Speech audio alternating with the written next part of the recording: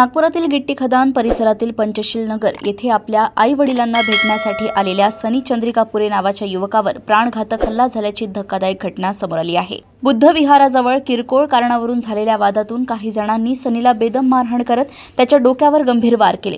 या हल्ल्यात सनी गंभीर जखमी होऊन रक्ताच्या थारोळ्यात कोसळला। घटनेची माहिती मिळताच गिट्टी खदान पोलीस तत्काळ घटनास्थळी दाखल झाले।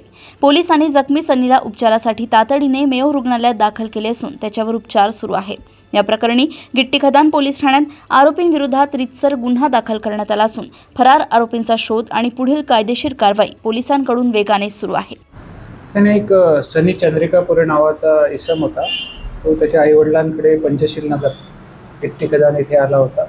तर बुद्ध विहाराजवळ त्याचं काही भांडण झालं आणि त्याला डोक्यावर मारलं। तो गंभीर जखमी झाला। माहिती आम्हाला मिळतात लागलीच आम्ही स्पॉटवर घेतो। त्याला मेयो हॉस्पिटलमध्ये त्याचे रुग्णालयात त्याचे उपचार करण्यात येते आणि आम्ही रीतसर त्याला झालेल्या कारवाईमध्ये पोलीस स्टेशनला गुन्हा दाखल केलेला आहे आणि त्याचे आरोपीचा तपास सुरू आहे आणि लवकरात लवकर आम्ही त्याचे आरोपी अटक करून पुढील कारवाई करीत आहोत।